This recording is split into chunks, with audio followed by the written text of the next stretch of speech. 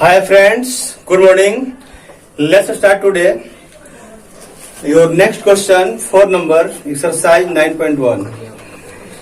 सवाल आपका है कि भूमि के एक बिंदु से जो मीनार के पाद बिंदु से 30 मीटर की दूरी पर है।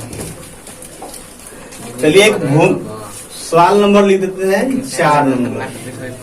अब कह रहा है कि आपका भूमि एक मान लीजिए भूमि है, भूमि के एक बिंदु से जो मीनार के पाद बिंदु से, मीनार मान लीजिए यहां पर है,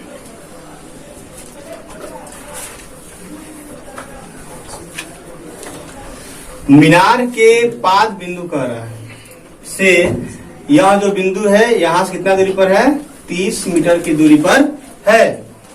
मीनार के शिखर का उन्नयन कोण 30 डिग्री है। मीनार के शिखर का उन्नयन कोण कितना है, 30 डिग्री है। तो कह रहा है कि मीनार की ऊंचाई ज्ञात कीजिए। अब हम लोग को मीनार की ऊंचाई ज्ञात करना है, ए बी सी।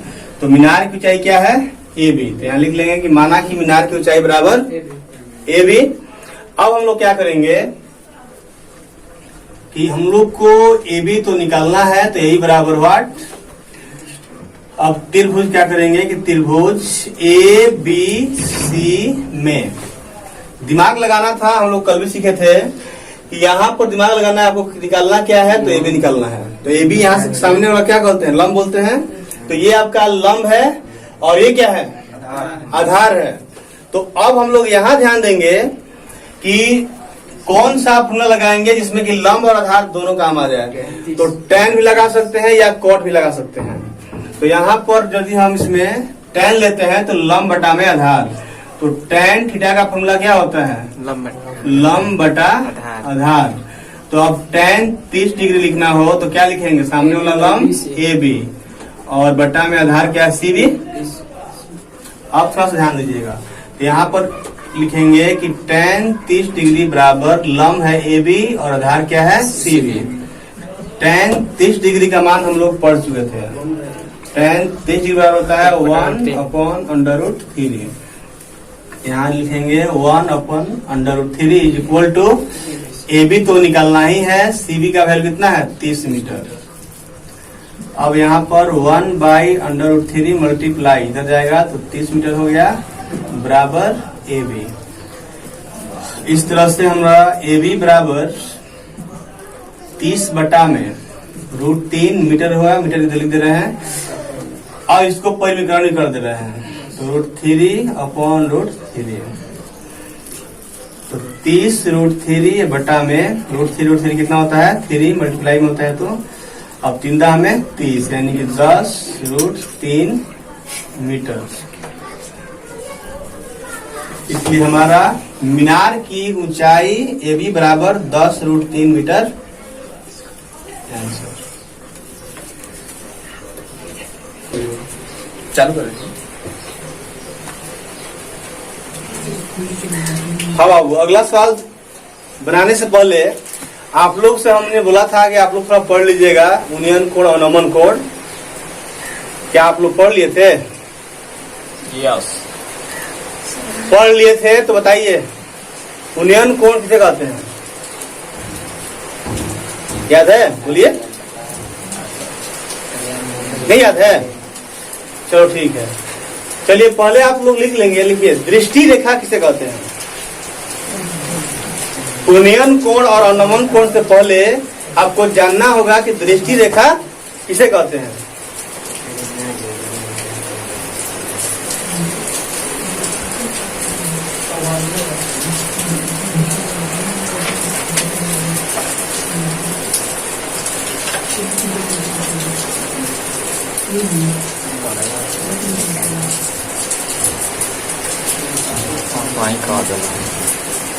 सबका हो गया, लिखिए प्रेक्षक की आंख से, प्रेक्षक की आंख से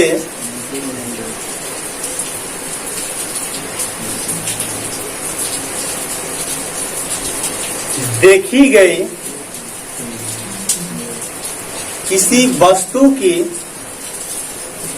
देखी गई किसी वस्तु की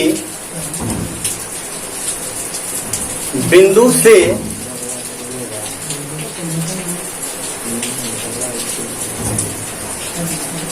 मिलाने वाली रेखा को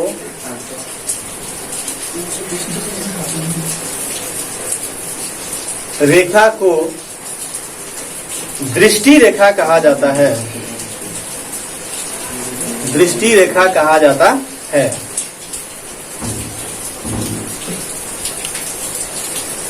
अब नीचे लिखेंगे उन्नयन कोण किसे कहते हैं। उन्नयन कोण किसे कहते हैं।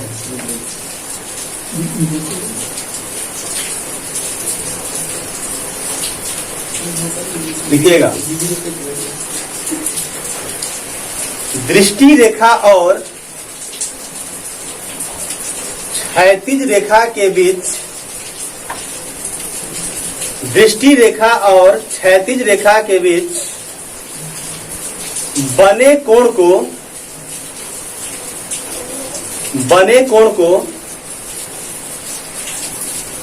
उन्नयन कोण कहते हैं। बने कोण को उन्नयन कोण कहते हैं।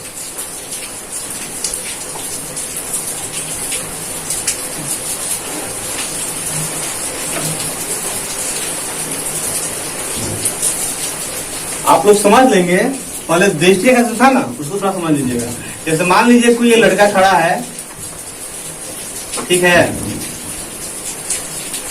यहाँ आंख इसका होगा और कोई मान लो वस्तु देख रहा है, वो नीचे देख रहा हो या फिर ऊपर देख रहा हो। तो मान लीजिए ऊपर देख रहा है कोई वस्तु के बिंदु को ले लीजिए और उसको मिला दीजिए। तो यह जो रेखा बनेगा इसका नाम क्या है? दृष्टि रेखा। अब थोड़ा ध्यान दीजिएगा। अब हम लोग पढ़े हैं उन्नयन कोण। क्या पढ़े हैं? उन्नयन कोण पढ़े हैं। तो उन्नयन कोण में क्या होता है, जैसे एक क्षैतिज रेखा ये पर आ गया, ठीक है, क्षैतिज रेखा और दृष्टि रेखा मान लीजिए ऐसे है। तो इसी कोण को हम लोग क्या बोलते हैं? उन्नयन कोण। लेकिन एक शर्त होता है, लिखिएगा, इसी में अभी लिखिएगा, जहां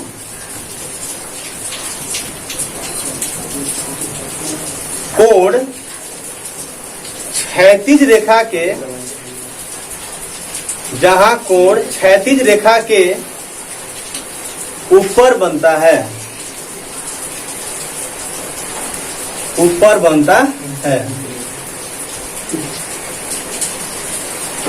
और इस अवस्था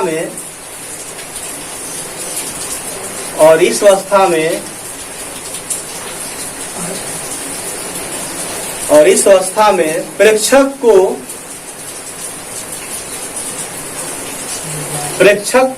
अपनी सिर उठाकर देखना पड़ता है। प्रेक्षक को अपनी सिर उठाकर वस्तु को देखना पड़ता है। सिर उठाकर वस्तु को देखना पड़ता है। देखो वो कहना क्या चाह रहे हैं। जैसे ये क्षैतिज रेखा है, तो जब हम यहाँ से कुछ देखेंगे तो वस्तु तो ऊपर इधर ना होगा कहीं ना कहीं। जिन कहने का मतलब हमको ऊपर देखना होता है कि मेरे वस्तु कितनी ऊंचाई पर है। नहीं, किसी को पता नहीं। चलिए, तो उन्नयन कोण आप समझ गए। अब आइए लिखिए, अवनमन कोण किसे कहते हैं? अवनमन कोण किसे कहते हैं?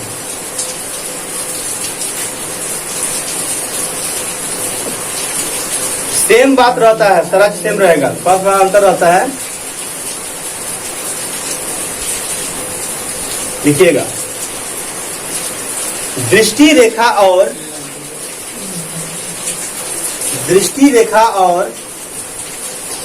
क्षैतिज रेखा के बीच बने कोण को दृष्टि रेखा और क्षैतिज रेखा के बीच बने कोण को अवनमन कोण कहते हैं। अवनमन कोण कहते हैं। अवनमन कोण कहते हैं। यह कोण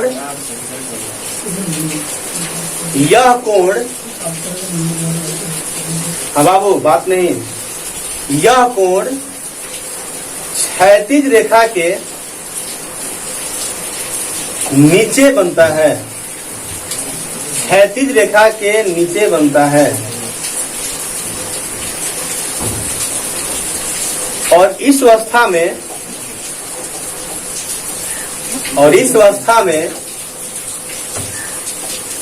प्रेक्षक को किसी वस्तु को देखने के लिए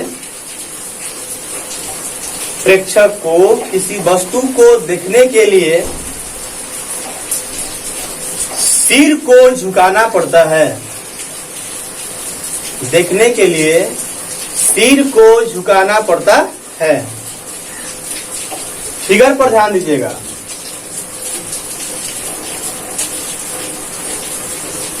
सब लोग लिख लिए? फिगर पर ध्यान दीजिए। चौड़ने का मतलब है कि जैसे ये देखो क्षैतिज रेखा हो गया, ये तुम्हारा क्षैतिज रेखा हो गया। ध्यान दीजिएगा सभी लोग, बहुत अच्छा बात है। क्षैतिज रेखा हो गया, क्षैतिज रेखा के नीचे कोण बनता है। ये क्लियर हो गया है? तो ध्यान दीजिएगा। मान लीजिए कि आपका कोण है सिर्फ ये क्षैतिज रेखा, ये क्षैतिज रेखा और ये नीचे क्या हो गया? दृष्टि रेखा। क्या हुआ? दृष्टि रेखा।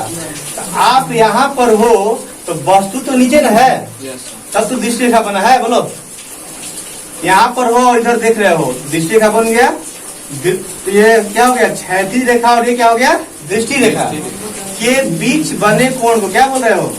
अवनमन कोण। तो ध्यान देना हमेशा, क्षैतिज रेखा के जब ऊपर बनेगा, क्षैतिज रेखा मतलब सीधी रेखा, तो सीधी रेखा के जब ऊपर कोण बनता है तो क्या बोलते हैं? उन्नयन कोण। और जब क्षैतिज रेखा के नीचे कोण बनता है तो क्या बोलते हैं? अवनमन कोण। दोनों में एक ही बात याद रख लेना, दोनों कोण सेम होता है, लेकिन अंतर ये होता है उन्नयन कोण क्षैतिज रेखा के ऊपर बनता है और अवनमन कोण क्षैतिज रेखा के नीचे बनता है। क्लियर है बाबू? एक बात और याद करना, इस अवस्था में प्रेक्षक का मतलब हम सभी, कोई भी, आपको वस्तु को देखने के लिए सिर को उठाना पड़ता है। किस अवस्था में? उन्नयन कोण की अवस्था में। और अवनमन कोण की अवस्था में क्या करना होता है? सिर को झुकाना पड़ता है, क्योंकि वस्तु नीचे है ना। ध्यान देना, बात क्या कर रहे हैं। ये क्षैतिज रेखा हुआ, अब वस्तु मेरा क्या है? नीचे है। तो देख रहे हैं, तो ये जब देख रहे हैं हम लोग, तो यहाँ से देखो ये दृष्टि रेखा हुआ, क्या बना? दृष्टि रेखा। और यहाँ से ये क्षैतिज रेखा है, तो जो ये बीच में कोण बन रहा है तो क्या हुआ? अवनमन कोण। हुआ क्लियर? चलिए, तो आप लोग इस तरह से अवनमन कोण, उन्नयन कोण और दृष्टि रेखा समझ गए? कहीं पता नहीं है? हम लोगों ने आज क्या पढ़ा? पहले दृष्टि रेखा, फिर क्या पढ़ा? उन्नयन कोण, फिर क्या पढ़ा? अवनमन कोण। ये तीनों आप जानते हैं। इस पार्ट में कुछ नहीं है बाबू, बस कल ध्यान देना थोड़ा सा 8 पार्ट पर बताया था ना। सब टोटल जो लिस्ट सब क्या है, वैल्यू वाला, sine 30 degree, sine 60 degree, sine 90 degree, जो भी है, 0 डिग्री, जो भी है मैंने वो याद कर लेना आप लोगों को। ठीक है? अब थोड़ा ध्यान दीजिएगा, साइन का कॉस का सब में इतना आपको रेशियो बताया गया था। अब आप ध्यान दो बाबू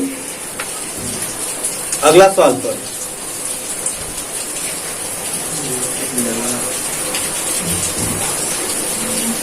नंबर क्वेश्चन पढ़ेंगे।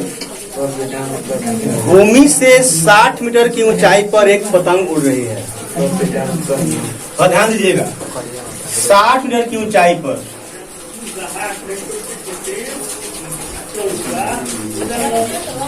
चलो इसको मान लिए कि यहाँ पर कोई पतंग है और ये 60 मीटर की ऊंचाई पर है। बाबू लोग बात नहीं, पतंग में लगी डोरी को अस्थायी रूप से भूमि के एक बिंदु से बांध दिया गया है। ध्यान दीजिएगा, जैसे मान लीजिए सतह है जमीन का, तो इसको कह रहा है कि यहाँ पर इसकी डोरी को अस्थायी रूप से क्या किया गया है। देखिए यहाँ पर पतंग है और इस डोरी को कह रहा है कि इस जमीन में कहीं पर एक प्रॉब्लम पर बिंदु पर क्या किया गया, अस्थायी रूप से बांध दिया गया डोरी को।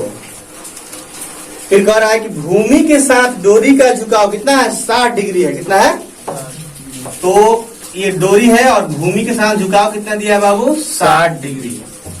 आगे बढ़िए। फिर कह रहा है कि यह मानकर कि डोरी में कोई ढील नहीं है, मतलब ये क्या है, एकदम टाइट है। आगे बढ़िए। डोरी की लंबाई ज्ञात कीजिए, बस बहुत आसान सवाल है। देखिए डोरी की लंबाई यानी ये ज्ञात करना है, नाम दे दिया जाए A B C। आप लोग लिख लेंगे कि माना कि डोरी की लंबाई बराबर AC, क्या लिखेंगे, AC। और हम लोग AC को ही क्या करना है, हम लोग को AC ही निकालना है, AC बराबर वाट। अब थोड़ा ध्यान दीजिएगा, यहाँ दिमाग लगाना है कि हमारा 60 डिग्री यहाँ दिया हुआ है, लंब का मान 60 डिग्री दिया हुआ है, कर्ण निकालना है ये AC। तो हम लोग दिमाग लगाएंगे कि कौन सा ऐसा फॉर्मूला होता है, साइन या कॉस या टेन जो भी कॉट होता है, जिसमें कि लंब और कर्ण होता है। तो साइन में होता है और कॉसेक में होता है। तो हम लोग अपना साइन ले लेंगे। तो साइन थीटा का फॉर्मूला लंब बटा में क्या होता है, कर्ण होता है। तो यहाँ साइन जब 60 डिग्री लेंगे बाबू, तो लंब, सामने लंब बोलते हैं क्या है, AB और कर्ण क्या है, AC या CA। तो अब हम लोग यहाँ पर त्रिभुज ABC में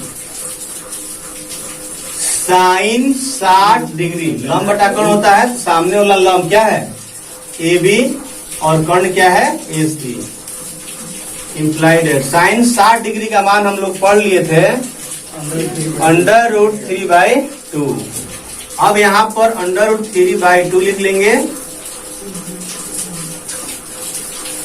is equal to AB upon AC का वैल्यू तो नहीं मालूम है, सॉरी यहाँ पर AB का वैल्यू मालूम है, कितना है, 60 मीटर है, और AC तो निकालना ही है। अब चलिए तिरछा तिरछी आप गुना कर लो, तो √3 AC इज इक्वल टू 60 दूनी 120 मीटर।